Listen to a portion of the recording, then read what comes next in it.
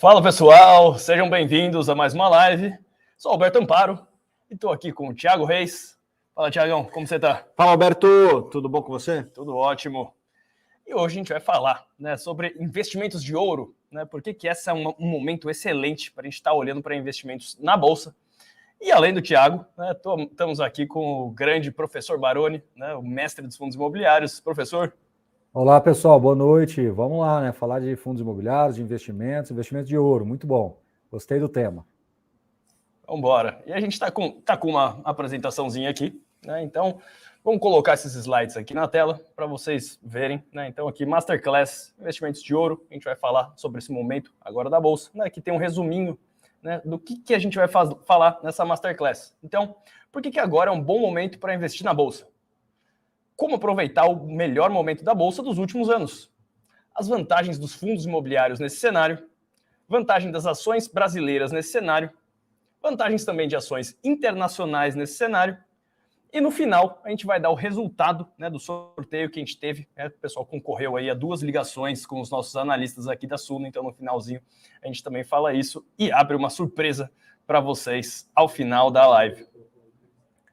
Então, pessoal, hoje a aula vai ser bastante boa. Fiquem aí até o final, para vocês verem as surpresas que a gente vai trazer ao longo dessa live.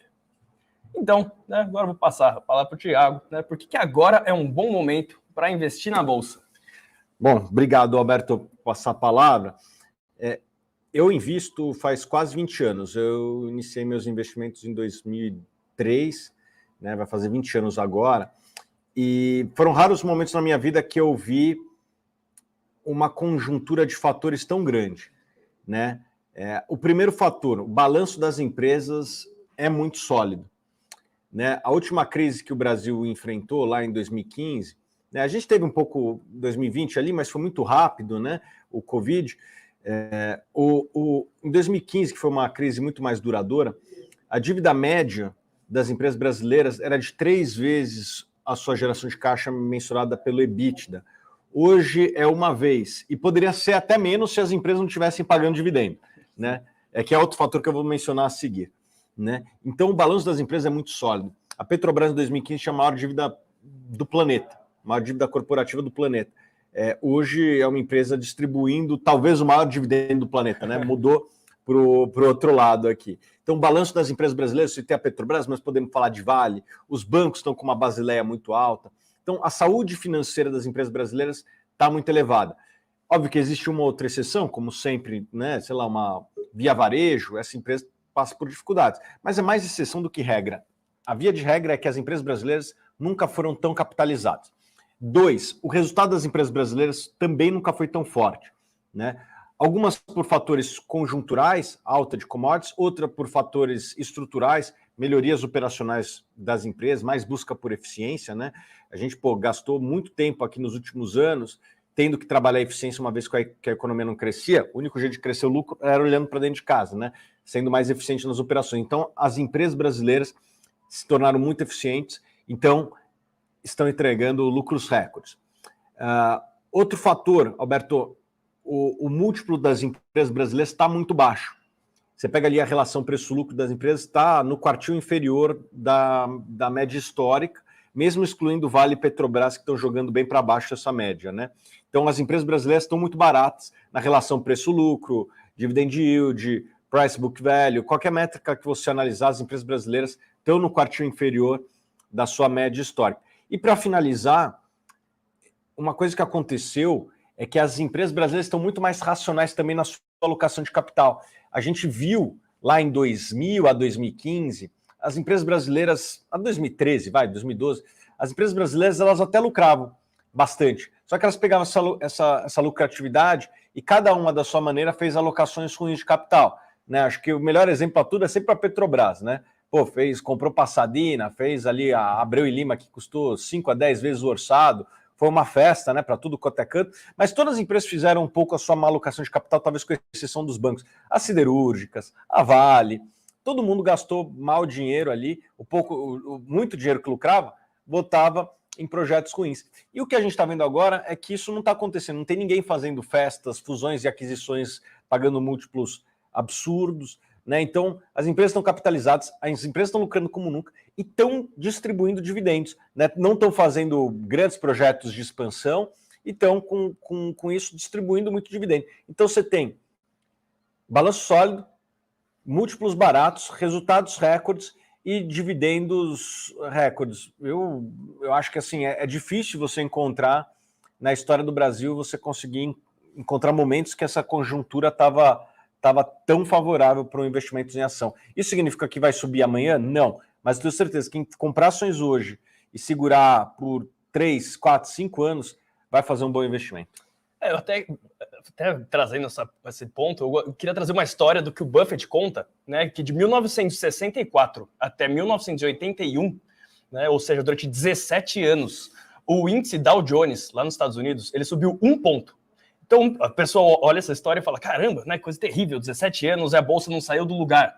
Né? Só que, trazendo essa frase aqui, né, de comprar o som dos canhões e vender o som dos violinos, ou seja, comprar em momentos que ninguém quer e vender quando todo mundo quer, quando parece que está tudo bom, né, o Buffett fala que esses 17 anos que a bolsa não subiu, que ainda foi um período de inflação e tudo mais, foi onde ele fez excelentes negócios, né, um dos melhores negócios da vida dele. Porque o que importa para o investimento não é o que está acontecendo com a cotação no mercado, é a empresa no mundo real. Né? Então você falou que as empresas brasileiras estão excelentes, né? A cotação não está acompanhando isso. Né? E o Buffett conta que ao longo dos 17 anos da Dow Jones, que ele subiu 1 ponto, né?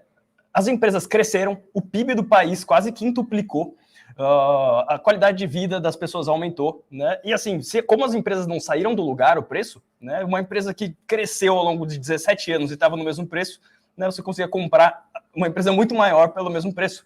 Né? Então, um investidor ele tem que ficar feliz, né, quando a empresa no mundo real, né, tirando o mercado de ações, olhando para as operações do mundo real, ela vai bem, né, mas a cotação não acompanha. Né? Investir é algo para décadas, né? Algo para você pensar em ganhar dinheiro ano que vem. Né? Então, acho que só esse ponto aqui. Vamos passar para o próximo slide. Bom, né, e acho que na bolsa, né, se você quer retornos acima da média, né, você, por definição, né, se você copiar o que outras pessoas estão fazendo, você está convidando a regressão à média. Né? Então, as pessoas elas costumam olhar muito para o retrovisor, né? Compra quando alguma coisa, todo mundo está falando bem, a pessoa vai em cima, né? E na bolsa, quando faz lá, 1 ano que a bolsa só cai, né? É no mínimo que as pessoas têm a mínima atratividade, né? Ter o menor interesse por investir na bolsa. Né? Então, ter esse pensamento contrário à média, né? Ter mais interesse por uma empresa no mundo real quando a cotação dela cai, em vez de quando ela sobe, né? Que seria, por exemplo, você comprar um apartamento, né? Um apartamento de 1 milhão, né? Você ficaria muito mais animado para comprar ele quando tivesse a 500 mil do que a 1,5 milhão. Né? Então, seja diferente da média. Né? Há uma grande migração, né, da renda variável para a renda fixa. Né? A gente estava com a Selic aí a 2%, depois subindo aqui. Né? Então, tem bastante gente olhando para a renda fixa, né? Mas não se esqueça que retorno nominal, né, não é um retorno real. Né? Se você está conseguindo 15% na renda fixa, você tem que tirar a inflação disso daí para ver realmente quanto que é seu retorno. Né? Então, a bolsa em promoção, né, a gente pode ver diversos FIIs e ações baratas, com margem de segurança. Né? Não se esqueça que o mercado de ações ele é uma grande distração para o ato de investir. Né? Você está comprando uma operação no mundo real, né, e o que importa é a saúde dessa operação. Aqui dá para falar um pouquinho ó, dos saques. Essa aí é a indústria de fundos imobiliários, de patrimônio da indústria de fundos de ações, Baroni. Depois você vai falar aí da indústria de fundo imobiliário. Mas olha só o que acontece com fundo de ações, Baroni. Existe entra e sai de dinheiro. Né? E daí depois o Baroni vai falar um pouquinho do porquê é diferente na indústria de fundo imobiliário. E desde setembro, a indústria tem saques muito relevantes, né? E assim, desde janeiro desse ano são quase 10 bilhões por mês, né? Com exceção de abril ali que foi 7, mas é muito dinheiro saindo da bolsa e são basicamente investidores individuais que cometem um erro, na minha opinião, de achar que o retorno passado é o retorno futuro. Né? Olha só o que está acontecendo com o dólar esse ano, está em queda. E se você tomasse e a bolsa está até meio flat e tal, né, puxada por Petrobras e Vale, é verdade, né? Mas a Bolsa Brasileira é uma das melhores do mundo esse ano, por incrível que pareça. Né? Na hora que você dolariza e compara a Bolsa com Bolsa, a Bolsa Brasileira é uma das melhores do mundo e ano passado foi uma das piores do mundo. Então não existe correlação, pessoal, talvez exista até uma correlação inversa do investimento no passado não necessariamente vai ser investimento ruim no futuro. E eu acho que as pessoas aqui cometem um erro, que você vê ali que desde que começou a cair a Bolsa, né, em setembro, outubro e tal, o pessoal perdeu dinheiro na Bolsa, provavelmente ali durante alguns meses, e não aguenta e começa a sacar. Né? Está vendendo na baixa. Né? Eu gosto até de fazer uma analogia. Né? Muito do capital que está no mercado, né, é o capital de investidores institucionais, né, que estão pegando o dinheiro dos cotistas e comprando participação em investimentos. Né? E se você para pensar, né, o pequeno investidor, o que investe por conta própria, ele tem uma grande vantagem. Eu penso assim, o investidor institucional ele é como se fosse um caçador que caça usando a munição dos outros.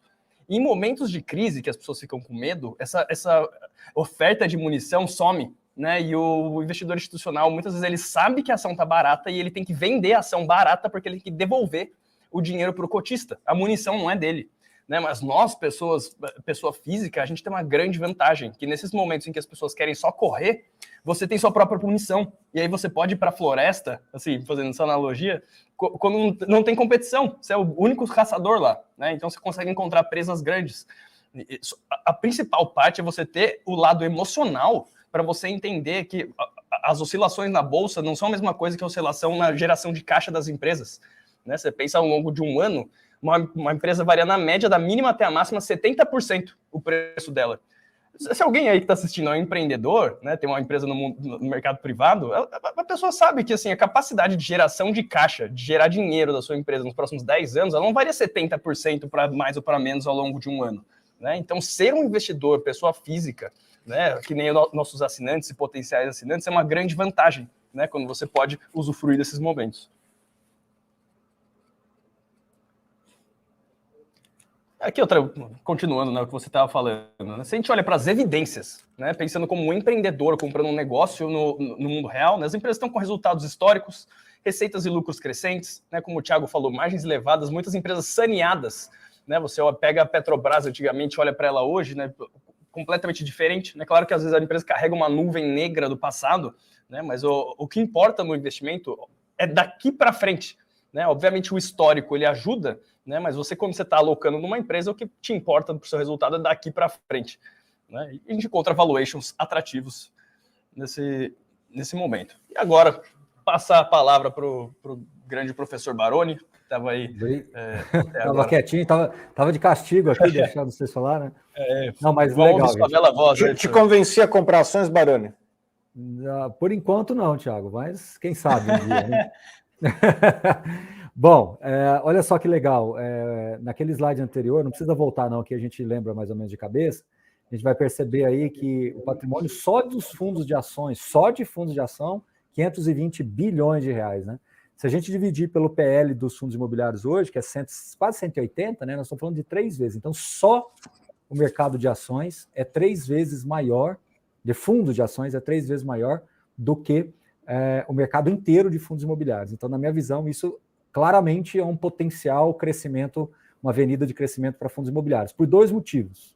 Primeiro motivo, eu acho que o acesso ao fundo imobiliário me parece que dialoga melhor com esse investidor médio brasileiro que está saindo ali da renda fixa e procurando os primeiros passos na renda variável.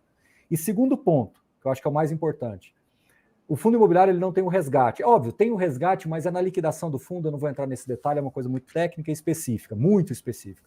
Via de regra, não tem resgate. Então, mesmo que venha uma crise muito forte, como a gente está vivendo agora, os gestores, eles não têm a obrigação de vender um ativo e fazer com que isso fique um ciclo vicioso, né? Porque quanto mais você vende, mais cai, quanto mais você vende, mais cai. Então, muito dessas quedas que a gente vê são os investidores, pessoas físicas, solicitando resgates e os gestores tendo que fazer a venda de alguma maneira para devolver o dinheiro para o cotista. E no caso do fundo imobiliário, não há essa obrigação. Se você quiser vender, você pode até derrubar a cota, mas você não derruba o patrimônio propriamente dito. Então, isso é uma defesa, olha o que eu vou dizer, é uma defesa natural que o investidor de fundo imobiliário deveria dar muito mais valor e que muitas das vezes ele enxerga até como um problema ver a cota caindo, mas isso é um movimento de mercado e assim totalmente exógeno a qualidade do fundo. O portfólio continua lá intacto e não há nenhuma mudança. Tá?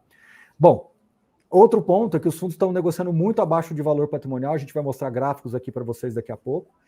O segundo ponto aí, na minha visão, é o mais importante de todos eles. Na crise de 2016, a gente viu os rendimentos dos fundos caindo, sobretudo pelo fato de que nós tínhamos muita exposição ao mercado corporativo e a gente teve uma forte expansão, muitas entregas que não foram absorvidas por causa da crise, né? Na época, uma sequência de PIBs negativos trimestrais, e fez com que o mercado tivesse uma precificação muito errática com relação aos ativos. Hoje, eu diria que essa precificação está muito mais errática ainda. Naquele momento era muito concentrado. Você pegava um tera mal precificado, mas era um fundo que tinha 4, 5 lajes. Você não tinha mercado. Hoje você pega um fundo com 20 ativos mal precificados. É outro jogo e os rendimentos dos fundos, se você olhar, e quem está nos assistindo, olhar os fundos imobiliários que você tem na sua carteira, olhar quanto você recebe por cota da média dos fundos que você tem na carteira, eu tenho quase que absoluta convicção de que, na média, todas as pessoas que estão nos assistindo aqui estão com rendimentos maiores do que estava 12 meses atrás, fazendo, obviamente, uma média para a gente ser o mais justo possível, tá? Diferente do que tinha em 2016, que, na média, muitos fundos, inclusive, zeraram renda, porque eram fundos pequenos, ficavam prontos os prédios, não tinham ninguém para alocar, tinha que fazer emissão para fazer o allowance, né? Ou seja, uma situação completamente diferente. Vacância sendo reduzida em boa parte dos fundos imobiliários, rendimentos crescendo nos fundos de papéis por causa de juros e inflação, preço médio dos aluguéis subindo por um motivo óbvio, porque o custo da construção subiu. Obviamente, quem tem um imóvel na mão vai locar por um preço maior, porque senão não faz nem sentido ele locar aquele imóvel. Então, tudo isso veio trazendo resultados mais positivos. Então, dentro de um contexto mais positivo, né? Então, a indústria mais madura, mais sólida, como eu falei agora há pouco, diferentemente do que a gente via em 2016. 2016 era um mercado muito restrito a investidores que tinham um DNA mais claro ali para fundos imobiliários, não tinha essa popularização como a gente tem hoje, não tinha muito mais sofisticação, nós não tínhamos gestoras mais artesanais, que na minha visão, depois a gente pode até bater um papo sobre isso, mudou o jogo completamente. Se até hoje a gente não tivesse tido a chegada de vários gestores mais artesanais, os grandes investidores continuariam talvez muito restritos aos seus private banks, aos seus investment banks, né? E hoje estão dialogando muito melhor com pessoas físicas. Isso é muito bom. Obviamente, eu sei que o Thiago quer falar. Pode falar, Thiago. Não, eu quero perguntar o que é gestora artesanal, Baroni? Explica melhor. Gestora artesanal é aquela que, às vezes, por uma divisão interna de uma gestora maior, ou por realmente investidores que misturam ali parceiros imobiliários e financeiros, monta uma gestora menor, com capital inicial menor, com um fundo mais específico, com um mandato mais específico ali, e começa a fazer um trabalho mais artesanal, mais gourmet. E isso mudou o jogo, porque esses gestores começaram a ganhar muita evidência. Então, você pegava ali atrás um fundo de papel de uma grande gestora, ela estava fazendo mais do mesmo e não mudava nada, era praticamente um fundo de crédito privado básico. Quando a gestora artesanal veio, ela começou a fazer, agora eu vou falar um pouquinho em inglês aqui, mas é o termo que a gente usa, começou a fazer operações mais tailor-made, né? Ou seja, mais dentro daquilo que eles queriam, e começou a ter mais taxa, começou a ter mais retorno, começaram a dialogar melhor com a gente aqui, começou a ter mais exposição, começou a ter uma interlocução melhor e começou a mudar o jogo. Quando os gestores maiores se viram naquela condição, falou, opa, peraí, os menores chegaram e estão ganhando o nosso espaço aqui e começaram a correr atrás. Então a gente subiu a régua do mercado. Obviamente isso vai passar por um grande e amplo processo de consolidações, etc. Isso faz parte, se você olha para o mercado lá fora, isso aconteceu e está acontecendo até hoje. Isso invariavelmente vai acontecer aqui no Brasil ao longo do próximo ciclo. Não é no próximo mês, nem no próximo semestre, mas ao longo do próximo ciclo a gente vai ver, então, a coroação desse processo de amadurecimento. Então, essa última linha aí, na minha visão, vai ficando cada vez mais madura e cada vez mais sólida quando a gente fecha esse ciclo de amadurecimento das indústrias. Ou seja, você tinha os grandes acomodados, os pequenos vieram, mudaram o jogo, os grandes cresceram, a régua subiu, agora a gente tem uma nova estrutura e um jogo aqui em cima. Então, na minha visão, todo mundo sai vencendo. Isso está se refletindo, como eu disse, no reais por cota que todo mundo está recebendo. Tá? Infelizmente, a pandemia desarranjou alguns pontos que não ficaram muito claros para os investidores, né, porque a gente tinha uma condição diferente ali em 2019, mas vários fundos de shoppings vendendo muito mais do que no passado, vários contratos sendo renegociados por condições melhores em logística, em renda urbana. E outra coisa, o ciclo de desinvestimentos também começando a acontecer, fundos entregando tiers extraordinárias, provando por A mais B que fundo imobiliário protege sim contra a inflação. Talvez a gente não vê como numa NTNB, né? Todo semestre ali você está vendo. Mas um fundo imobiliário protege e protege mais, por isso que você está tomando um risco, porque você tende a ganhar mais. Mas isso, infelizmente, fica turvo, porque você teve esse amadurecimento da indústria e uma forte crise na sequência. Mas as operações que estão sendo anunciadas de desinvestimento está coroando essa defesa contra a inflação, que eu acho que é muito importante e é uma lacuna que ficou, mas que está sendo preenchida, tá bom? Claro, na velocidade do mercado, não na velocidade que a gente gostaria, mas faz parte do jogo. Pode passar o slide. Então, como aproveitar os momentos, né? Indo para frente aí, pode passar? Esse é com você, Thiago. Esse é um gráfico interessante, né? Ele mostra ações contra renda fixa, né? Bonds, renda fixa de longo prazo, bills, a renda fixa de curto prazo, ouro e o dólar, né? De 1802 até 2002, mas esse estudo é do Jeremy Siegel de Wharton, para quem quiser saber, tem até 2019. E esse estudo mostra que ações elas ganham por muito, né, de títulos públicos e de ouro e mesmo do dólar nos Estados Unidos, isso se repete no mundo. Né? Então, ações, isso é até 2019, $1 em ações teria virado 1,6 milhão, né? Daria 6,8% ao ano. Enquanto ouro, por exemplo, que muitas pessoas gostam como investimento, né? O ouro deu 0,3% ao ano, né? Esse, no que vai até 2019. Né? Esse daí vai até 2002, eu estou falando os dados mais atualizados. Então, o ouro, em 200 anos, né, corrigindo pela inflação, o investimento em ouro multiplicou por 3, enquanto em ações multiplicou por 1,6 milhão. E não, eu só queria adicionar, alguém pode falar, o Brasil é pouco desenvolvido, o Brasil é uma droga e tal. Se você pegar desde 67, que é quando começa o Ibovespa, acreditem ou não, né, depois a gente bota outro, não é tema aqui dessa pauta aqui, mas acredite ou não, a Bolsa Brasileira foi melhor que a Bolsa Americana desde a sua criação. Reinvestindo dividendos, né? Reinvestindo dividendos, bom, mas você está reinvestindo dos dois lados, né? Justo. Se você botou $1 e $1 no Brasil, $1 nos Estados Unidos, no Brasil virou mais no final. Eu acho que tem uma boa lição para a gente trazer dessa comparação com ações, títulos públicos e ouro. É uma coisa que o Buffett fala muito. O retorno, quando você compra ações, ele não está simplesmente na compra ou na venda. Né? Não é você comprar uma ação porque ela vale 50% a mais e quando ela subir 50% você vende. O retorno está na espera.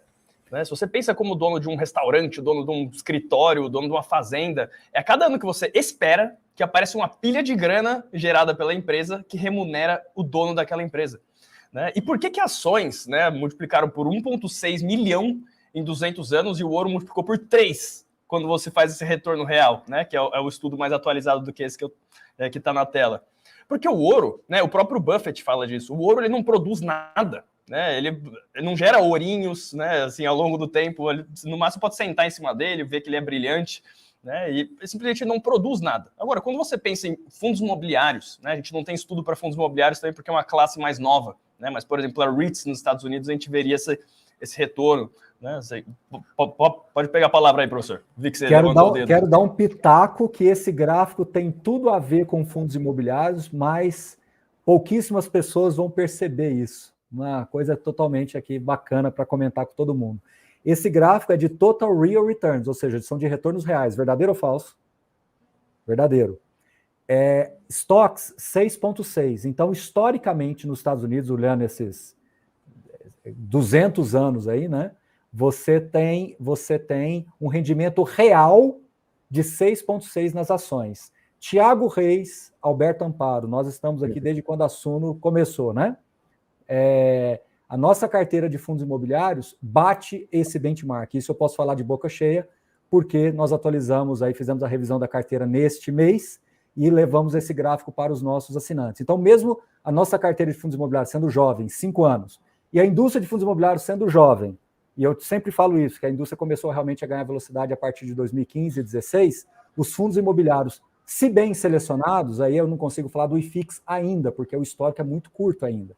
Mas a nossa carteira, que é muito tranquila, muito até conservadora, eu diria, está dentro desse benchmark aí de 6% de retorno real. Essa informação ela é valiosíssima para nós aqui nessa live, para todo mundo que nos ouve, que ainda, às vezes, acha que o fundo imobiliário é extremamente ineficiente. Eu acho que ele pode melhorar muito em ganho de escala e eficiência, mas achar que ele é ineficiente, na minha visão, na minha opinião, é uma visão turva daquilo que é uma oportunidade que está diante dos olhos de todo mundo. E fica à vontade se vocês quiserem dar um pitaco aí, mas é a minha visão.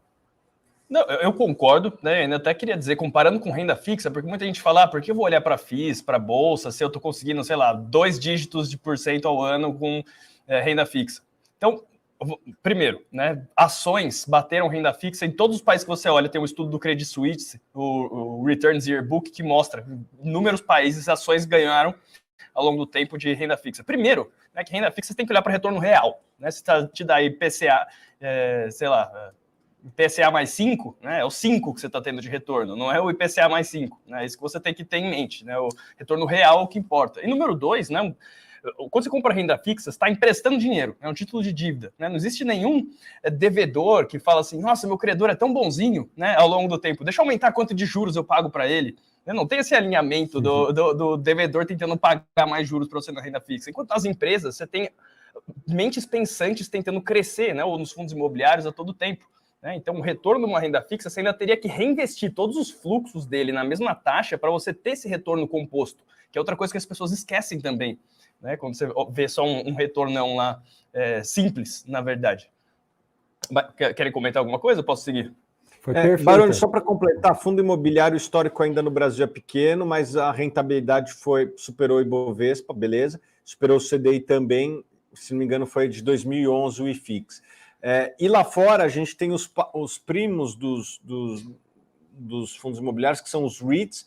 Esses já têm um histórico maior e eles também superaram as ações e a renda fixa. Daí alguém fala, pô, então por que não bota tudo em fundo imobiliário ou imóveis e tal? A dispersão dos retornos em ações é muito maior. Você tem uma ação como uma Apple que multiplica por 1.000 e você tem uma ação tipo OGX que vira 0. Em fundo imobiliário não tem isso, né? Dificilmente um fundo vai para 0, mesmo os monativos em geografias complexas, e no fundo pulverizado com várias propriedades, então mais difícil ainda, né? Por outro lado, também você não tem o Steve Jobs dos fundos imobiliários, né? O gestor ele é obrigado a devolver 95% do que lucra para os cotistas, então ele não tem muito espaço para pegar o lucro e fazer uma alocação ali. Então, um bom analista de ações, ele consegue entregar retornos melhores, que obviamente que a média de mercado, no caso americano SP500, que estamos entregando, né, Alberto? Estamos entregando. Melhor que o SP500 aqui, como no Brasil, superior ao Ibovespa, que também estamos entregando nas carteiras da Suno, e ainda melhor do que o IFIX, né? Que é muito mais difícil. O Baroni tem entregado um retorno magnífico ali na carteira recomendada dele, né? Mas os fundos imobiliários têm uma dispersão bem menor, certo, Baroni? Exatamente isso. E é historicamente já comprovado que nós temos uma visão mais conservadora, e ser mais conservador em fundo imobiliário é melhor. A história também já nos mostrou isso. Por quê? Porque o que faz o fundo imobiliário ter sucesso, e aqui eu colocar esse sucesso entre aspas, não é ser excelente, é ser muito bom durante a maior parte do tempo.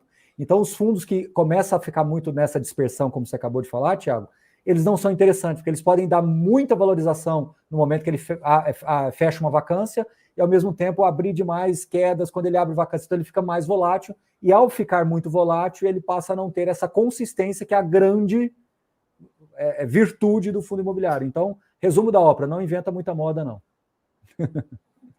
Perfeito. Acho que esse ponto aqui o Thiago já tinha falado, né, das empresas se reestruturando. Né, aqui a gente tem um exemplinho da Vale, por exemplo. Né, vocês podem ver dívida diminuindo, né, geração de caixa aumentando, aí dividendos pagos. Né, então, muitas empresas aqui no Brasil com aquela nuvem do passado, né, mas se você olha as evidências hoje, né, estão extremamente saneadas em boa forma.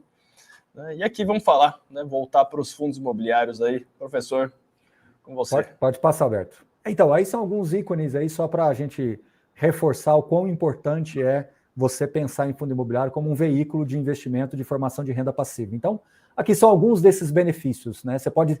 O que eu gosto de dizer nesse slide é: tem vários pesos, várias medidas aí para você, tem para todo gosto. Para alguns, liquidez é mais ou menos importante, para outros, a perpetuidade é mais ou menos importante, para outros, a gestão profissional é mais ou menos importante. Então, aqui não dá para a gente colocar uma régua única. O que eu estou apresentando é como se fosse um carro com benefícios. Para alguns, o consumo é mais ou menos importante, para outros, o conforto é mais ou menos importante, mas no final do dia, o que vale é que são benefícios, né? Então, cada um dê o peso que quiser.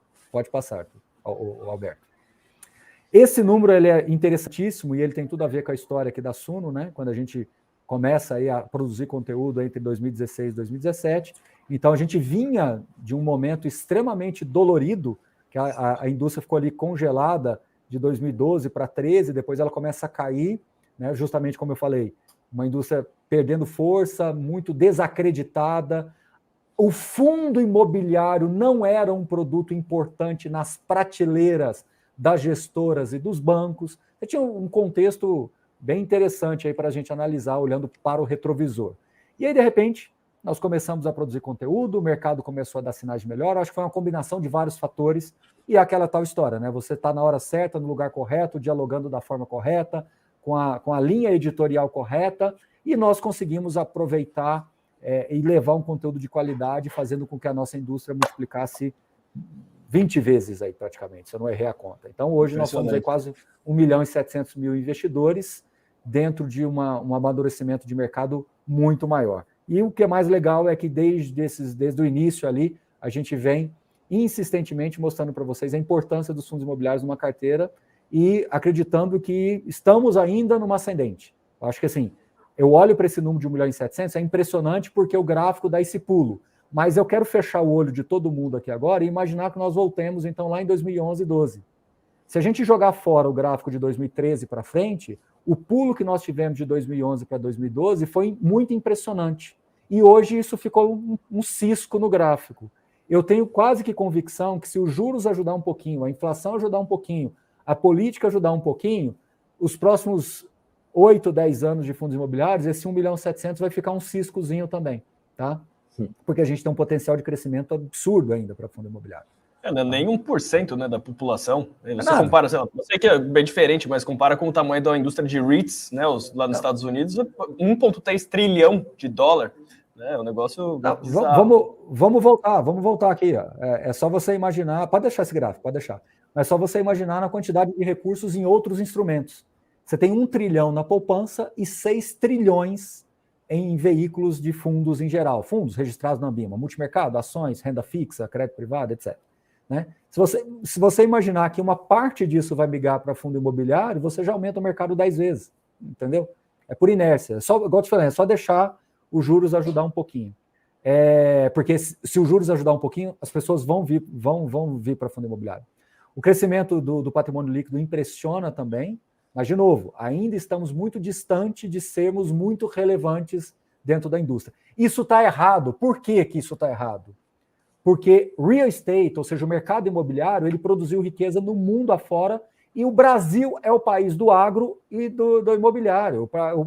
Isso é assim há muitos anos. Então, a indústria de fundos imobiliários com 180 bi, na minha visão, é um cisco. A avenida de crescimento ela é imensa.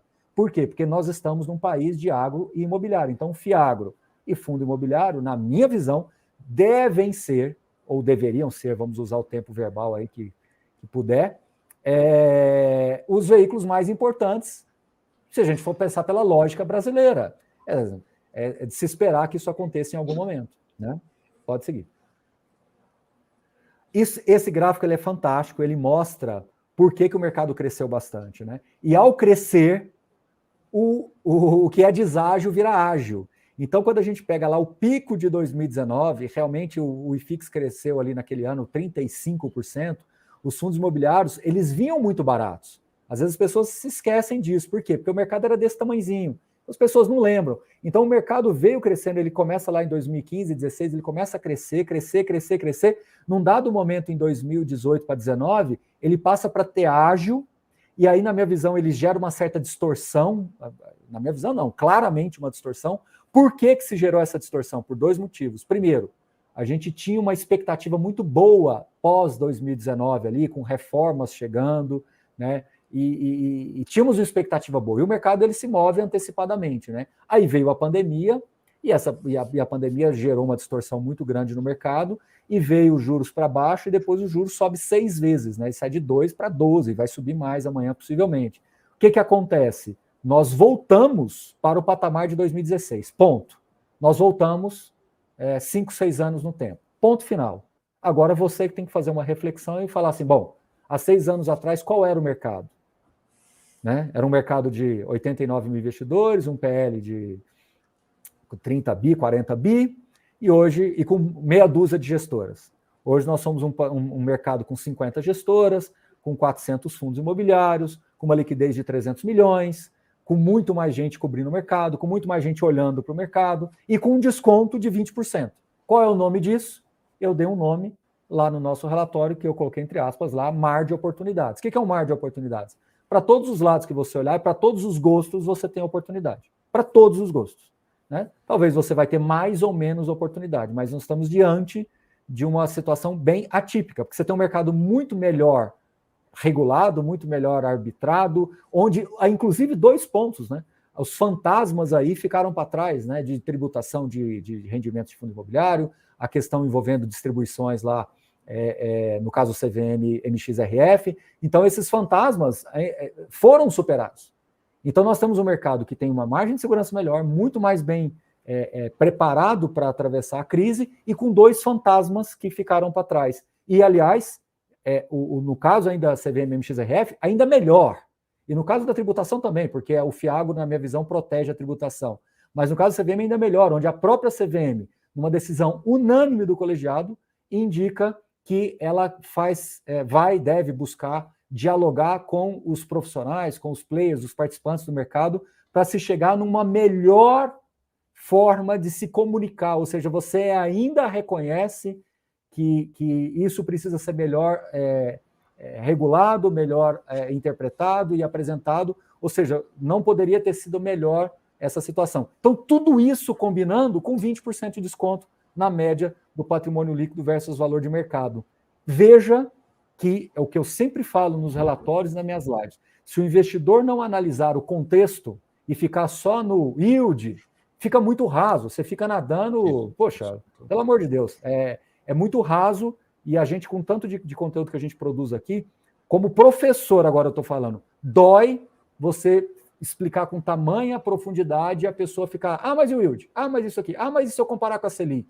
Na minha visão, não combina com o nosso assinante. Eu até falei outro dia, e o Thiago vai concordar agora comigo na hora. Às vezes eu acho que o nosso assinante deve ser a contraparte compradora de quem está com essa conversinha. Porque, pelo amor de Deus, entendeu? Então, assim, eu quero que o meu assinante seja a contraparte dos caras que ficam, porque é o yield, porque está na Selic, comparando. Concorda comigo, Thiago? Ou estou exagerando aqui? Com certeza. Para um vendedor tem outro comprador, né? E eu imagino que os nossos assinantes, eles têm esse DNA de pensar com a própria cabeça e não seguir manada ou qualquer outra coisa. Então, eu acho que uma pessoa racional olha esse gráfico e vê que os melhores momentos de oportunidade, de compra, geralmente é quando está abaixo da linha e não quando está acima, né? O IFIX ali, né? Um dos piores momentos para você comprar foi quando estava acima. E, historicamente, os melhores momentos quando está abaixo. Então, se alguém está comprando e alguém está vendendo para cada transação, por definição, né? Saiu lá aquela cotação na bolsa. Um cara comprou, outro vendeu naquela cotação, né? Eu imagino que os nossos assinantes, na média, eles tomam decisões mais racionais que a média de mercado e, por conta disso, devem ser compradores. É isso. Pode passar, Roberto. Esse gráfico aí, fonte da Red, Bloomberg e Economática, mostra o disparate que está o yield do IFIX contra o yield do IMAB.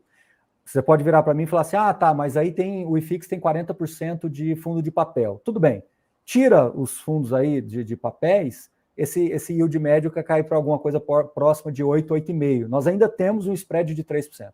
É muita coisa a diferença. É muita coisa. Porque fala, 3 é pouco. Não, mas saindo de 5 para você aumentar 3, a diferença é muito grande em termos percentuais.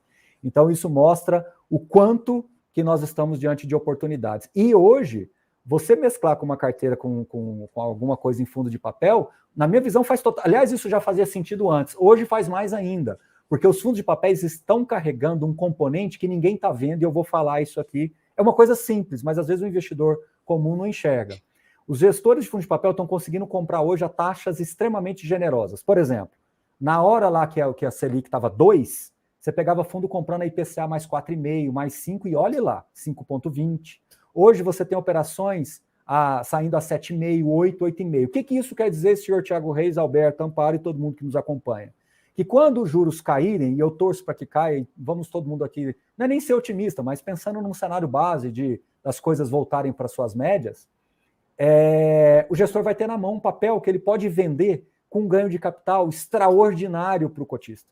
Então o fundo de papel não está entregando só o IPCA mais 8, ele tá dando um carrego, olha que lindo que eu vou falar, ele está dando um carrego extraordinário e um potencial ganho de capital fantástico, porque ele vai vender esse papel daqui 12 meses, por hipótese, a IPCA mais 6, que é um bom retorno ainda para o comprador, e vai entregar um ganho de capital fantástico. Então, um carrego com potencial ganho de capital. Então, quem está com medo aí do fundo de papel, o fundo de papel vai começar a cair quando o juro baixar, a inflação baixar, lê do engano, meus caros. Se vocês olharem, fundos de papel, eles funcionam muito bem em todos os ciclos. Então, para defender a carteira, vale muito. Então, essa história de ficar tirando o fundo de papel do yield me parece uma coisa não muito sensata para quem acompanha um pouquinho mais da história aí dos fundos imobiliários.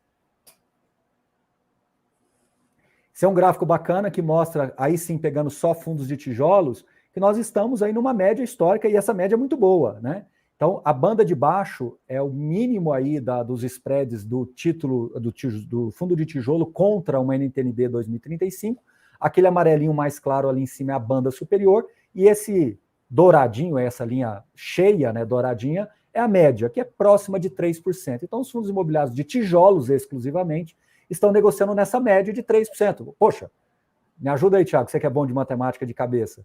Se a banda de base, se eu tenho hoje 5,5 de NTN-B e estou negociando a 8, 8,5, quantos por cento a mais de yield real?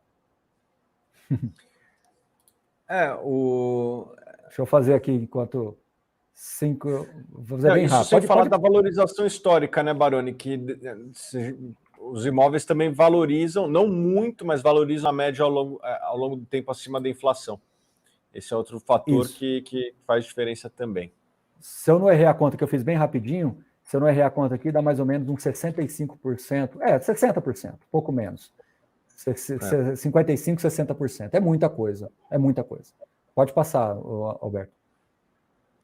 Bom, falando bem rapidinho, tá? Não quero demorar muito nisso, mas só para mostrar para vocês como a gente estava ali em 2009 e 2010, que depois veio aquela fortíssima crise, todo mundo começou... Desculpe. Todo mundo começou a construir, porque a vacância estava próxima de zero. Vacância em 5% é zero, gente. Abaixo de 10 já está ótimo. 5, então, nem se fala. Então, você vê, chegou abaixo de 5, chegou em alguns lugares 3%. Todo mundo começou a construir. O que aconteceu? Veio a crise 2014, 15, 16, uma crise terrível que o nosso país passou, com um monte de prédio novo. Hoje, nós estamos com vacância elevada, verdadeiro. Mas ela já, o risco, vamos de novo contextualizar, o risco do home office ficou para trás e agora nós não temos mais entregas. Então, se você olhar mínimo aí de 2, 3 anos para frente, e o que são 2, 3 anos para frente dentro de uma perpetuidade, de um investimento que é para você, para os seus filhos, para os seus netos?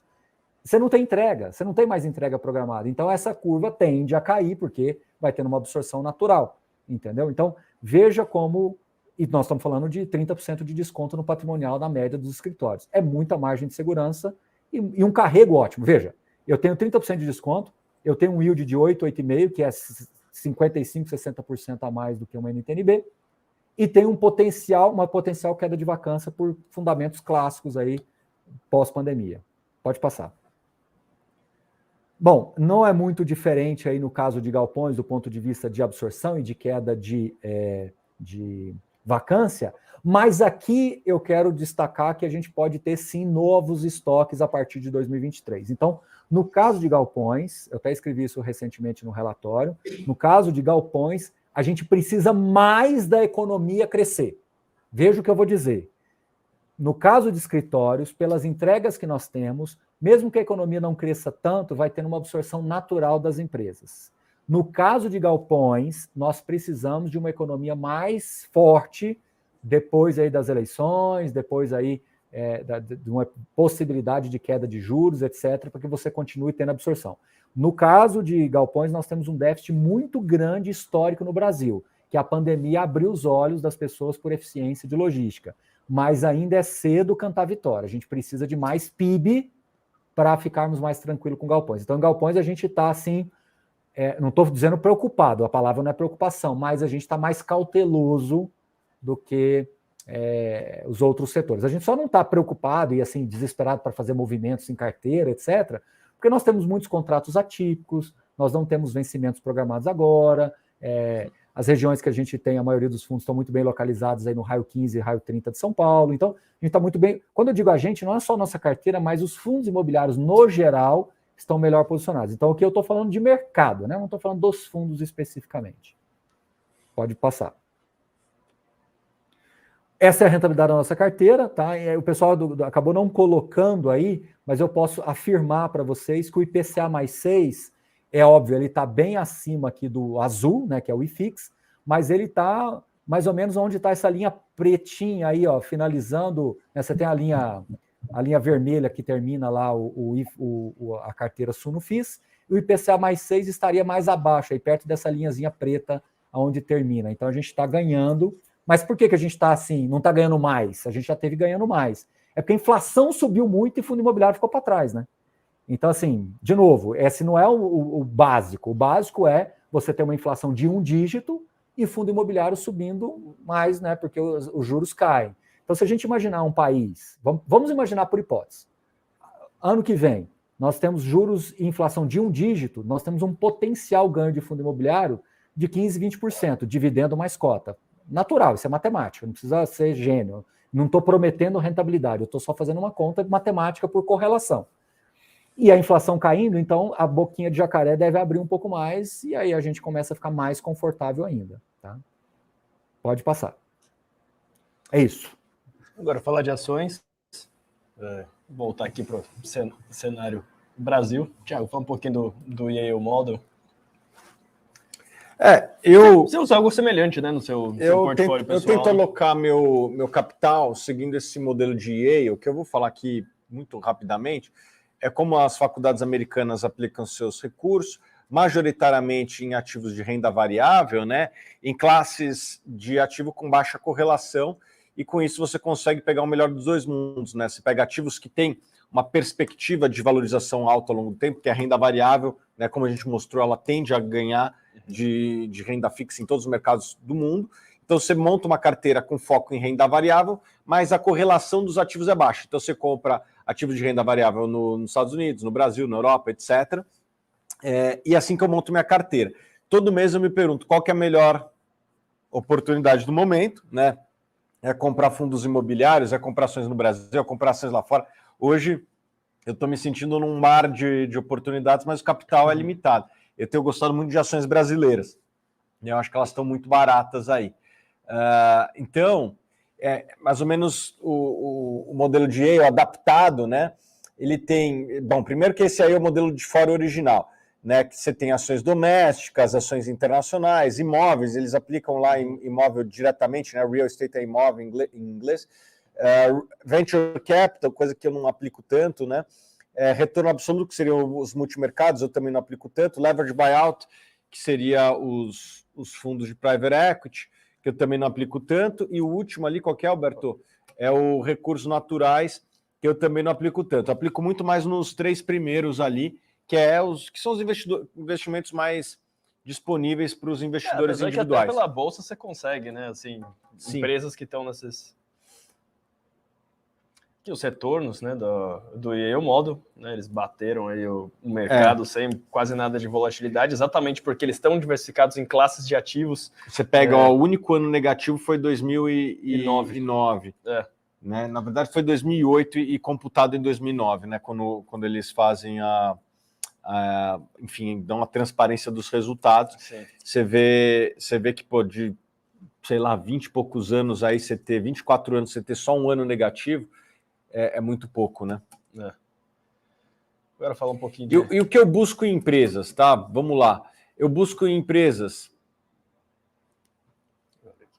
Tá. Bom, vamos lá. O que eu busco em empresas? Algumas características que eu vejo na Petrobras hoje, né? Eu vejo empresa com uma rentabilidade elevada, uma forte geração de caixa, uma dívida controlada, já foi a maior dívida do mundo, hoje é uma dívida, de uma vez, o EBITDA, né? Mesmo distribuindo tudo isso aí, né? Está distribuindo, mesmo trimestre passado distribuiu 10%, na hora que você analisa isso, dá quase 40% de dividendo ao ano, e é o que deve distribuir esse ano se continuar as coisas como estão, né? E, cara, muitas coisas foram feitas na Petrobras de melhoria de governança, né? Tanto em termos de paridade de preço, como mecanismos de proteção a erros que ocorreram no passado e também venda de ativos não core, né? Uns aí que a gente conhece, né? A TAG, que foi vendida para a Engie, o próprio IPO da BR Distribuidora, né, e consequente venda do controle na Bolsa, né, hoje a empresa nem se chama mais BR Distribuidora, né, era BRDT o código, agora já é Vibra, Vibra o nome, né, VBR, acho que é o ticker na Bolsa. Então, a Petrobras passou por um processo de modernização fenomenal, e não à toa as ações estão indo muito bem, muito próximas da máxima, né, e eu fui um dos caras mais vaiados do Brasil, Baroni, né? Porque eu, na virada do ano, eu falava, cara, pessoal, vamos lá, eu não sou fã de empresa estatal, mas eu nunca vi as empresas estatais com uma governança tão boa, com uma rentabilidade tão boa, com um balanço tão forte e tão barata simultaneamente, né? E a gente alocou bem nos fundos da Suno, lá na Suno Asset, e aumentamos ali a presença nas carteiras da Suno, e as estatais brasileiras, acreditem ou não, né, depois vocês podem ir no Google ver, estão entre os melhores investimentos do mundo esse ano, as estatais brasileiras, são dos poucos ativos aí que estão valorizando em dólar, porque o SP500 está caindo, Bitcoin está caindo, né, fundo imobiliário, nem sei como é que tá, Barão, mas não deve estar pujante. Opa, você está no mute aí. Fundo imobiliário está 0-0, Thiago. Deixa eu até pegar aqui E Petrobras deve estar subindo uns 30% aí no ano, 20%. Se a gente olha os números, né? A Petrobras deve estar valendo quanto hoje? Uns 400 0,48 fundo imobiliário. 0,48. Uns 400 bilhões de reais. Os 400 bilhões a empresa de reais. gerou no último trimestre 40 bilhões de reais de fluxo de caixa livre. Né? Se você pensa isso daí como um empreendedor, pensa, você paga 100 para comprar um negócio que num trimestre gera 10. Lucrou mais que o Facebook e tá lá, quem sabe, passar o Google, né? Então, daí o cara bota ali, por que a Petrobras caiu? Caiu hoje, né? O Darcy pergunta, mas se você pegar no ano, tá subindo 20%, 25%, 30%. Então, eu acho que assim, se você é investidor de longo prazo, essa é uma das minhas empresas que eu gosto, nem sempre gostei, mas hoje estou gostando de Petrobras e também do Banco do Brasil, que trabalhou seu pai lá, né, Baroni? Sim, desde 1966. É isso. Bom, a Petrobras está aí, o endividamento medido em reais é o menor endividamento bruto, né? Apesar da distribuição de dividendo. Olha só como a Petrobras cresceu os dividendos. Teve algum fundo imobiliário que cresceu tudo isso aí de dividendo, Barulho? Passou de 0 em 2015 para 72 bilhões em 2021 e deve pagar até mais esse ano aí para os acionistas de Petrobras. A empresa gerando muito caixa, né? Isso que é impressionante. Não à toa aí é uma das empresas que mais se valoriza esse ano e desde 2019 ali tem sido uma boa ação, né? É a típica empresa que a gente gosta. Empresa que é bem administrada. Hoje a Petrobras é bem administrada. Você pega as margens de Petrobras, são maiores do que a da Apple, né? Acredita ou não? Maior que a margem da Apple. Daí fala, é outro setor. Beleza, vamos comparar com a ExxonMobil. É maior que a ExxonMobil. Pega as outras petrolíferas do Ocidente. A Petrobras hoje tem margem melhor que quase toda a petrolífera do Ocidente. Só perde para a Aramco lá no... É difícil porque a Aramco lá, que é a estatal do petróleo da Arábia Saudita, é mais competitiva. No chão, qualquer um ali, eles têm uma vantagem natural ali. Então a Petrobras hoje tem margens boas, hoje faz alocação de capital inteligente, tem balanço forte, tem rentabilidade forte, né? Deve apresentar um crescimento não muito grande, mas moderado aí nos próximos anos, e tem um valuation que é ridículo aí, pagando 10... paga num trimestre o que muito fundo imobiliário paga no ano, Baroni. É verdade, é isso aí. Perfeito. Agora fala um pouquinho de investimentos internacionais, né? Afinal, hoje em dia está muito fácil, né, para o investidor ser um nômade, né, aproveitar oportunidades onde quer que elas apareçam, né, ser um investidor global é algo muito fácil para o investidor brasileiro. Muitas vezes a gente fica preso nesse viés doméstico, né? Uma coisa engraçada que aconteceu, eu fui lá na reunião dos acionistas da Berkshire Hathaway, né, na reunião do Warren Buffett, e para um cara que não está acostumado com o Brasil, você fala assim, 80% dos meus ativos está no Brasil. O cara fala, caramba, você é um maluco? Né? Ele acha que é muito estranho, né? E a gente aqui no Brasil, a gente tem meio que o contrário muitas vezes. Eu vejo muitas pessoas que têm medo de investir fora, né? E pensa, se você muda um pouco a perspectiva, pensa, sei lá, um americano, ele acha que é loucura investir dentro, né? Aqui dentro do Brasil, né? A verdade é que em qualquer lugar você consegue encontrar bons investimentos através de diligência, né? É só você, a gente gosta daquilo que a gente está acostumado, né? E muitas vezes as pessoas elas conhecem mais uma empresa nos Estados Unidos do que uma empresa aqui no Brasil. Né? Você acha que as pessoas entendem mais o modelo de negócio lá da Coca-Cola, ou do McDonald's, ou da VEG, ou do IRB, apesar de eles estarem aqui no Brasil? Né? Então, fora você tem o seu cardápio aqui dentro do Brasil em ações, vão ser umas 400 empresas. Né? Globalmente, você vai ter dezenas de milhares. Né? Só nos Estados Unidos tem pelo menos 3 mil ativos. Outra coisa, né? A gente tem custos e despesas aqui que são em dólar, por exemplo. Né? Sei lá, remédio, Netflix, commodity, várias coisas. Né? Então, se você é sócio de empresas que ganham receita, né? O que importa não é a moeda que ela está cotada, é o que a operação no mundo real faz. Né? Se a empresa ela ganha receita em dólar, né? Você tem fonte de renda em dólar. Né? Você tem uma proteção também, né, em moeda forte. Né? Países emergentes, às vezes, têm crises hiperinflacionárias. Né? Brasil, na época do Collor, por exemplo, a gente vê a Argentina, a Turquia. Um universo muito grande. Né? E você consegue comprar empresas em diversos setores que muitas vezes você nem encontra aqui dentro do Brasil. Né? E você consegue ainda aplicar aquele modelo de Yale que o Thiago fala, né, que para quem também não gosta de volatilidade, né, você tem muito mais flexibilidade quando você olha mais de uma geografia, né, mais de um país. Às vezes, sei lá, os Estados Unidos pode estar caro, o Brasil está barato. Né? Se você tem ativos em outros lugares, você pode aproveitar, né, oportunidades de rebalancear. E vice-versa. Né? Às vezes os Estados Unidos pode estar muito barato e aqui o que você tinha no Brasil subiu. Né? E se você está só refém de uma classe de ativo de um país, né, você não consegue rebalancear assim. Então, basicamente, o investidor, ele é um nômade. Né? Você vê o próprio Buffett. O Buffett investiu na China nos anos 2000, na PetroChina, investiu no Japão no meio da pandemia. Né? Tem vários investidores que estão olhando para qualquer lugar do mundo, né, que eles conseguem encontrar valor, né, sendo vendido por um preço mais baixo. Né? E aqui, isso aqui é uma coisa interessante, né? Não é para falar que o Ibovespa, o SP500, um é melhor que o outro, né? Mas assim, se você olha diferentes períodos, né? Tem período que o Ibovespa performa melhor, períodos que o SP500 performa melhor, né?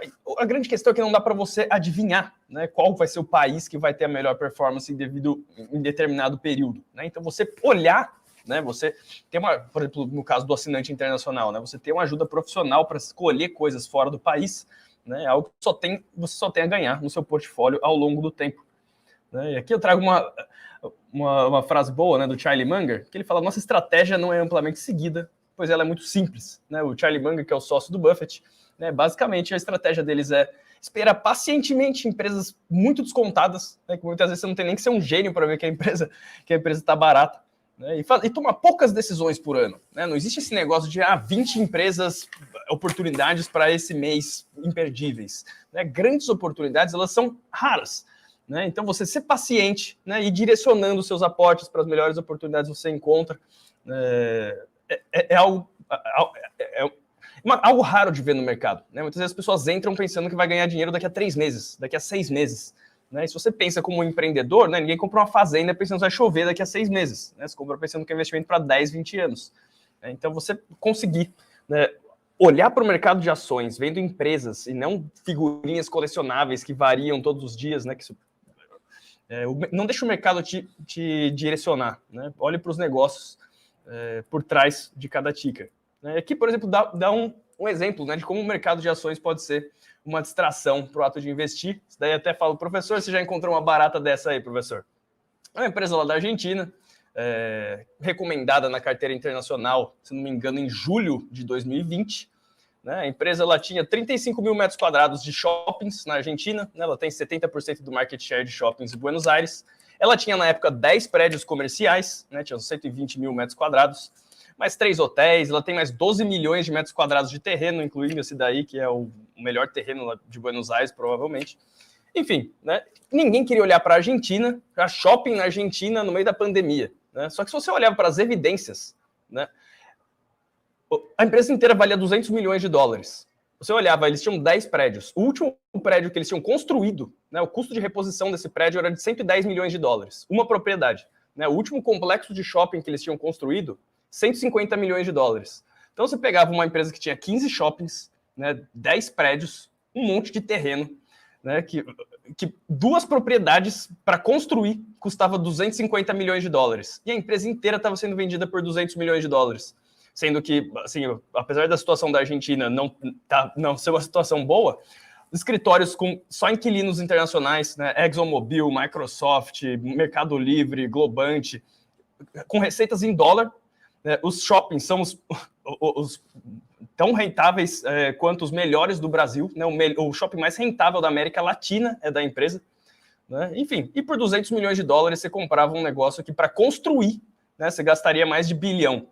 E o que aconteceu? O nosso assinante, né? Eles venderam, a empresa valia 200 milhões de dólares, eles venderam 3 prédios comerciais no meio desse tempo, venderam por 412 milhões de dólares, então só vendendo, não venderam nenhum shopping, né? Vendendo 3 prédios, os caras levantaram o dobro do valor de mercado, né? O nosso assinante usufruiu de um dividendo de uns 50%, 60% com relação ao preço de recomendação. Né, e a empresa ainda subiu. Né, e, assim, quem quiser saber mais, dá uma olhadinha no Suno Internacional. Mas isso é só uma coisa que você pode encontrar, né, entendendo que o mercado de ações é uma grande distração para o ato de investir e olhando as empresas no mundo real. Né? Às vezes você encontra coisas extremamente discrepantes. Aqui, a empresa, né, mostrando listada desde antes dos anos 2000, né, que ela consegue repassar a inflação para as vendas, né, ou seja, isso aqui até casa com os FIIs, né, professor? Aqui mostra a inflação, né, o CPI mais PIB, né, na Argentina e as vendas do portfólio ao longo do tempo.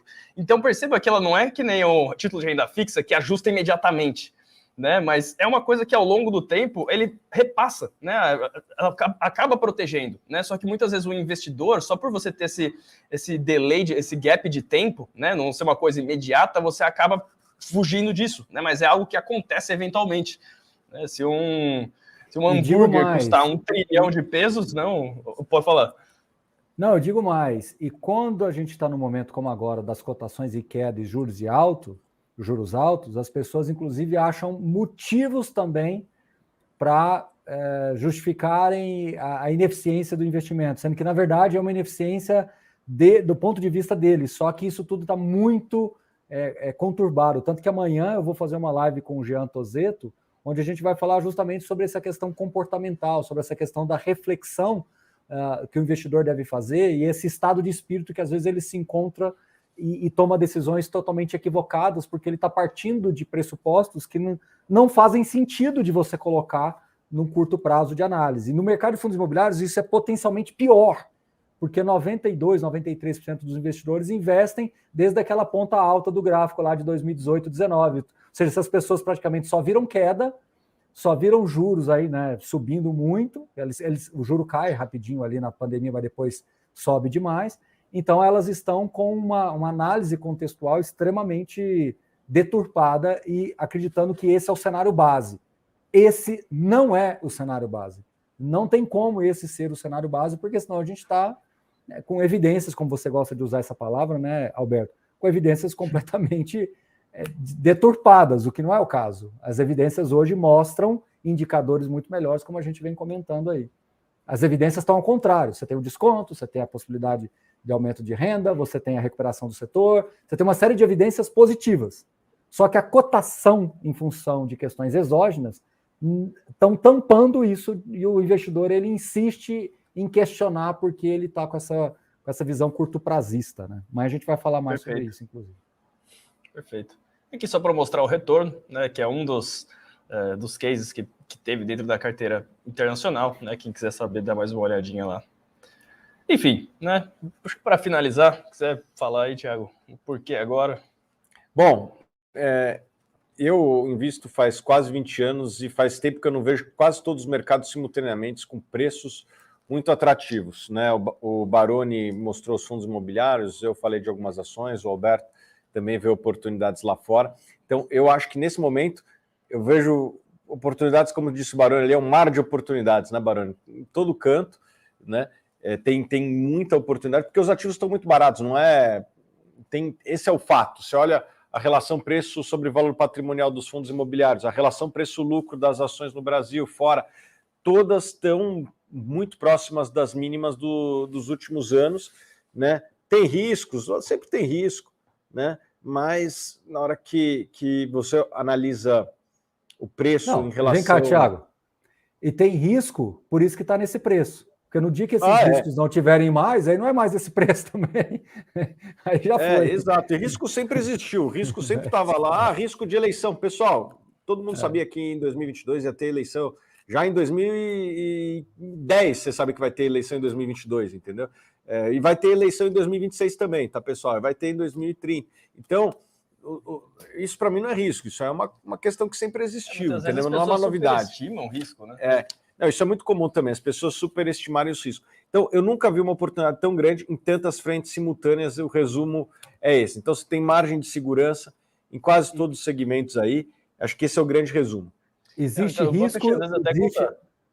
risco e existe a percepção do risco. A diferença de um para outro é só preenchendo com conhecimento. É tão simples quanto isso. Se não for dessa forma... as pessoas elas enxergam o risco ou percebem o risco de maneiras totalmente diferentes em função do conhecimento. É você fazer uma cirurgia. Você vai fazer uma cirurgia, o médico conhece bastante, se deixa muito mais tranquilo, mas você está preocupado que a sua percepção de risco é maior. Perfeito. E aqui, ó, os vencedores do sorteio que a gente teve com ligações com os analistas da Suno. Então, parabéns, Anderson José do Nascimento Lima e Henrique Michaelis Bergman. Vocês ganharam aí as ligações com os analistas, então fiquem ligados aí que vocês vão receber um e-mail aí com as informações. E agora, finalmente, vamos abrir o carrinho, né, da nossa assinatura mais completa. Né? Então, com essa assinatura, você está contratando basicamente todos os analistas da Suno. Né? Você tem todo o time trabalhando para você incessantemente. Né? Então, 1 ano de Suno Black está com excelente desconto, né? Saindo por R$ 2.997 à vista ou R$ 249,75 por mês. Então aqui você vai ter acesso a todas as carteiras, né? Você vai ter todas as carteiras que a gente tem, então vai ter ações, vai ter fundos imobiliários, internacional, small caps, tem parte de macroeconomia, tem renda fixa, né? Então você vai ter todos os analistas da Suno trabalhando para você, né? Isso daí dá quanto? Uns R$8 por dia, né? Para você ter por todas as minhas horas, enfim, de todo o time de excelência. E uma coisa, Alberto, se você pegar todas as carteiras da Suno, a gente mostrou do Baroni, todas elas superam a média de mercado, né? Isso significa que quem assinou a Suno tem a seu dispor analistas que têm um track record, né? Que tem assim, uma bagagem de superar a média de mercado, né? Se você quer superar a média de mercado, ou você vai trabalhar 10, 12 horas por dia analisando, ou você contrata profissionais bons como na Suno, aqui, né, com todas as carteiras batendo no mercado. E agora, Baroni, a gente tem fundo imobiliário, aliás, temos fundos na Sunoasset, e todos eles também estão no quartil superior de rentabilidade ali, das suas respectivas áreas, né? Bom, então, além, né, desse preço excelente, né, uma barganha, quem comprar até o dia 15 desse mês concorre a uma consultoria completa aí da Suno, né? Os 50 primeiros a comprarem vão ter acesso ao Journey One antecipado para o 3º mês da assinatura. Então, todo mundo que é Suno Black tem acesso ao Journey One, né, que é uma conversa com um consultor para estruturar seu portfólio, entender as suas necessidades, o seu perfil. Né? Então, os primeiros 50 a aproveitarem vão ter já no 3º mês de assinatura essa consultoria aí, com essa reunião com o consultor. Thiago? Não, só queria lembrar que o link está no chat, o link está na descrição e também tem aí o QR Code para o pessoal aproveitar essa promoção única aí. Então, perfeito. Né? Então, voltando aí, os 50 primeiros vão ter esse Journey One, né? Lembrando, todo assinante, né, do Suno Black tem o Journey One, que é a reunião com o consultor da Suno para aí fazer tailor-made, né, para personalizar esse portfólio de acordo com suas necessidades, né? E você vai ter esse antecipado para o terceiro mês de assinatura. Todo mundo que aproveitar vai receber o mapa mental e a gravação desse evento aqui, porque essa live ela não vai ficar disponível para ver depois. Enfim, né, se você parar para pensar, né, tudo que a gente expôs aqui, a assinatura Suno Black ela é completa para isso, né, porque você vai ter acesso a diversas classes de ativo, então você vai conseguir fazer com uma assinatura o seu Yale Model, né, você vai estar contratando todo o time da Suno, todos os analistas, né, que assim, admiro muito as pessoas que eu trabalho junto, aprendo muito com elas, então eu sei que eu sou enviesado falando isso de dentro, mas sem dúvida nenhuma, se eu não trabalhasse na Suno, eu seria um assinante da Suno, tanto que eu era, né, antes de eu começar a trabalhar aqui, em 2017 eu era assinante, né, a gente tem todos esses bônus excelentes, né, e outra coisa, né, só para os assinantes, eu acho que vai ter também um presentinho aí, talvez um desconto extra aí, que tá no próximo slide. E só para os assinantes, quem já é assinante Suno, né, você ainda tem uma prioridade, né, confere aí seu e-mail, que você ainda vai ter mais desconto para aproveitar essa promoção da Suno Black. Tá? Então, apesar de já estar, né, aí com um excelente preço, né, se não me falha a memória, R$ 249,75 por mês, né, quem já é assinante Suno vai ter mais desconto para aproveitar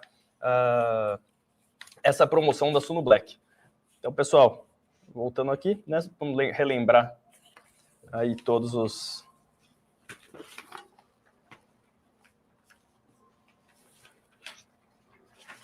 Aqui, tá tudo completo.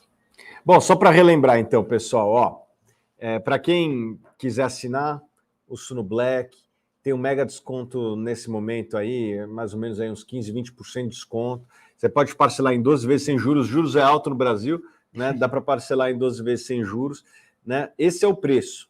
O que eu acho que tem de valor, né? Se você é um investidor novato, eu acho que você vai ter todo o instrumental que eu gostaria de ter tido quando eu não tive. Tanto na parte analítica, beleza, temos bons analistas, mas também na parte, vamos dizer assim, de formação sua como investidor, né? Tem um monte de material que vai te ensinar vários passo a passos, até questão de investimento fora, né, Alberto? Pô, a gente ensina a questão tributária, a gente ensina questões operacionais que não são simples.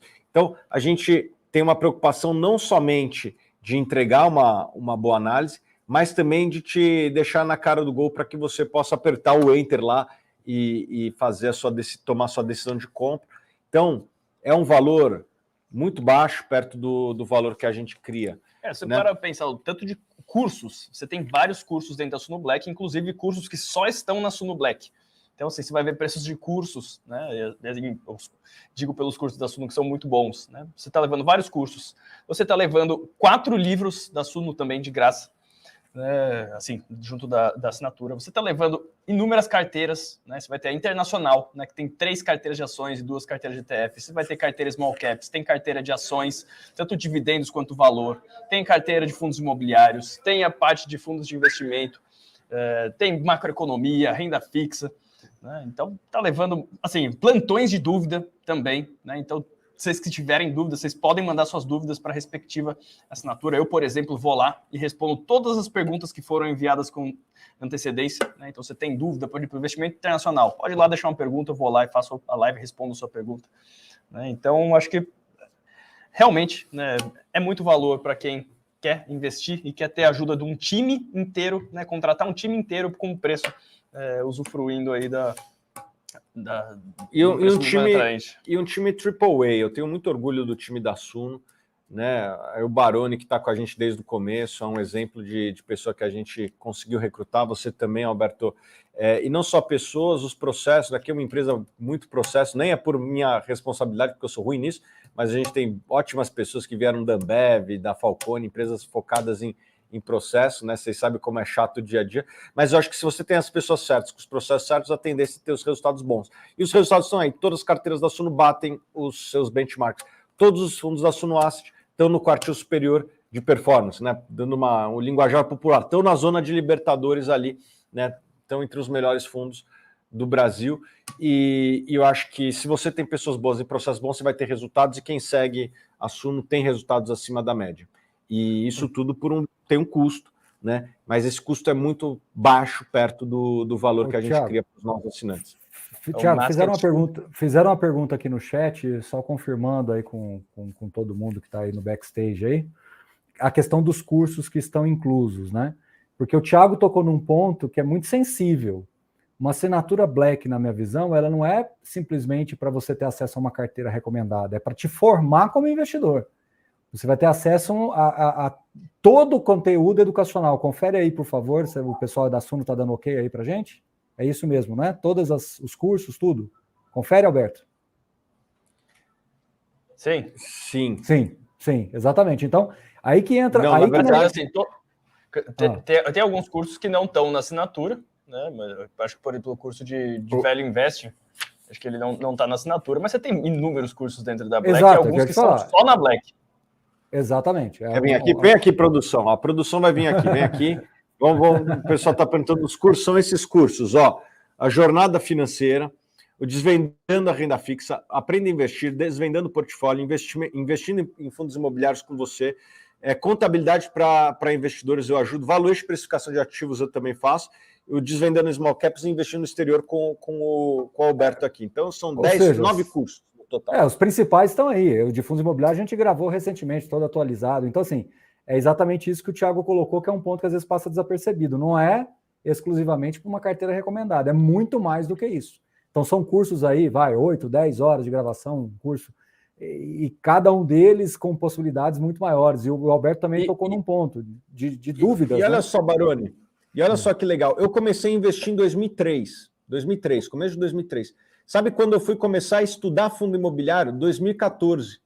Né? Investi no exterior com mais regularidade em 2011. Então, olha só, demorei quase 11 anos para aprender boa parte do conteúdo que está aí. Em um ano você vai ter tudo aí, você vai conseguir acelerar a sua curva de aprendizado que eu não tive. Né? Então, é exatamente isso. Eu acho que é um benefício interessante. Eu acho que o mais importante é a pessoa focar no conceito educacional. Eu falo isso muito nos relatórios, escrevo, né, no caso.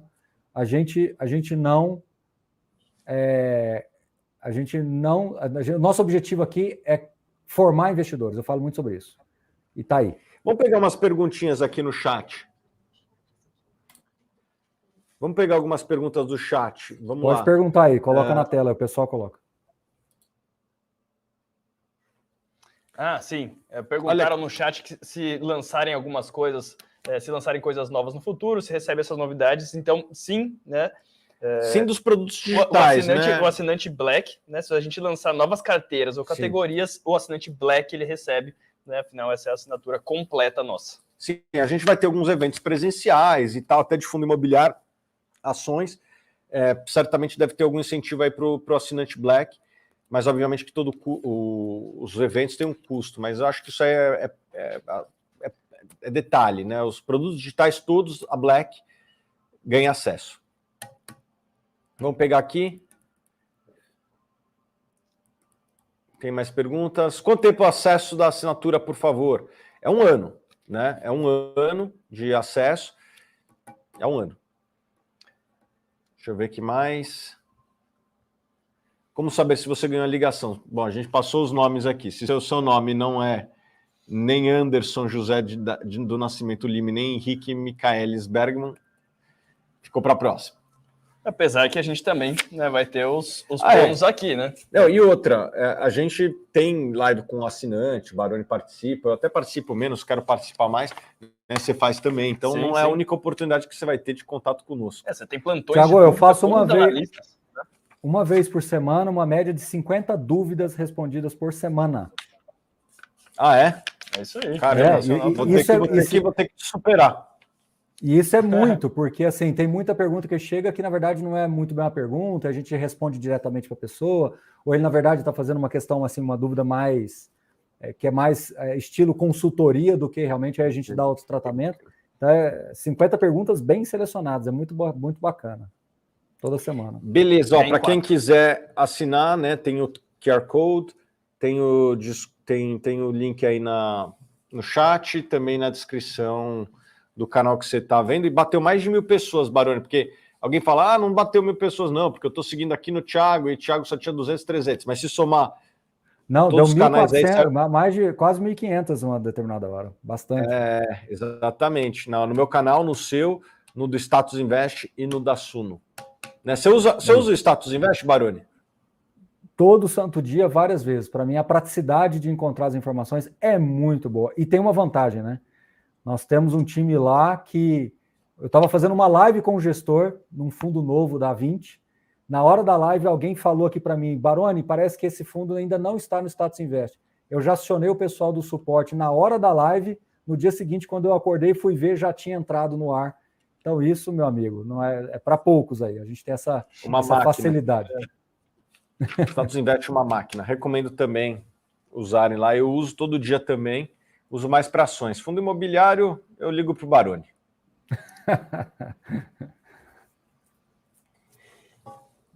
Então é isso, pessoal. Vamos encerrando aqui. Só para terminar, né? Acho que todo o conhecimento que eu, Baroni, e mais de 30 pessoas do time de análise da Suno acumularam ao longo de anos, né? Eu tenho 20 anos investindo em ações, desde 2014, quando tudo era mato, eu investi em fundos imobiliários, o Baroni investe em fundos imobiliários antes que eu. Todo esse conhecimento que a gente juntou aí ao longo de décadas, acho que se somar todos os integrantes do time de análise da Suno, deve dar mais de 100 anos investindo, né? Deve dar mais tempo que o Warren Buffett investindo, né? E com excelência, não é só investindo, jogando dardo e chutando, né? É ler muita, é entrevistar muita gente, conversar com muita fonte, conversar com muita testemunha, é ler muito documento. Tudo isso a gente condensa em todos os conteúdos que a gente faz aqui, seja nos conteúdos educacionais, seja nas nossas análises, e tudo isso você consegue acessar por um preço simbólico. Eu, se estivesse começando hoje, eu gostaria de ter tido a Suno no começo, e não falo isso porque é a empresa que eu fundei, não, é porque realmente hoje tudo que eu invisto são os investimentos indicados pela Suno. Desde o começo da Suno eu só compro os investimentos indicados por nós e não me arrependo. Não é à toa que todas as carteiras da Suno superam os benchmarks, que é isso que as pessoas esperam de nós, né? Então é isso, passo a palavra aqui para o Baroni e também para você, Alberto, para fazer as considerações finais. Só queria agradecer o pessoal. Obrigado aí pela atenção. Acho que é uma oportunidade realmente imperdível, né? Eu digo, né, eu era um assinante até antes de eu trabalhar aqui. Ainda é assinante. Ainda sou um assinante, é verdade. Agora eu Black, inclusive, né? Assinante Black, inclusive. Assinante Black, inclusive. Eu tenho Black, lá. Para mim é liberado, mas eu tenho Black. A minha também, é sério, a minha também é Black. Bom, então é isso, pessoal. Obrigado aí, boa noite, parabéns. E eu quero deixar esse recado final. O Thiago tocou no ponto mais nevrálgico de toda essa condição do Suno Black. Não é simplesmente pelo relatório, não é simplesmente pela carteira, é pelo processo educacional que você pode desenvolver num período de 1 ano.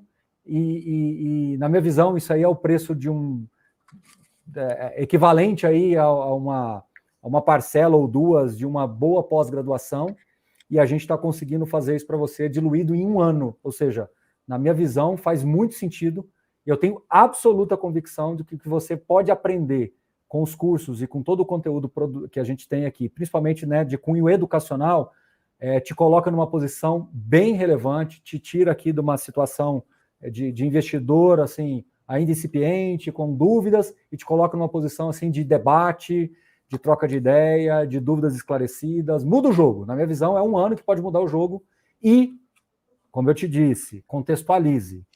Uma situação como essa, em que todos nós aqui que somos profissionais, e não somos os únicos que estamos tocando nesse ponto, desse mar de oportunidades, mundo afora, você ter uma assinatura. Você vê que o Alberto, ele transita muito bem. Ele fala de Argentina, ele fala de Estados Unidos, ele fala de China. Se você perguntar aí para ele aí de Babá, não sei, essas empresas tudo, ele vai te dar uma aula disso, porque eu já vi ele dando uma aula dessa empresa para o nosso grupo Suno de Elite. E você tem um mar de oportunidades mundo afora. Eu não sou especialista, assumo não ser especialista, mas a Suno tem time que cobre bem todos esses mercados. Então, uma coisa é se nós estivéssemos numa situação em que tudo tivesse com margens extremamente apertadas, difícil, né? Seria talvez mais fácil, né, as pessoas assinarem, mas eu acho que hoje a condição, o contexto, é melhor você ter uma assinatura desse porte hoje do que se o IFIX estivesse subindo 40% de novo, se o Ibovespa tivesse a 150 mil pontos, ali você teria mais ânimo para assinar, mas talvez numa condição muito pior do que a gente tem hoje. Falei bobagem, Thiago? É belíssimo, mandou muito bem. É exatamente então isso. É isso aí. Beleza? Obrigado, gente. Boa noite. Valeu, pessoal. Foi um prazer. Valeu. Tchau, pessoal. Boa noite a todos.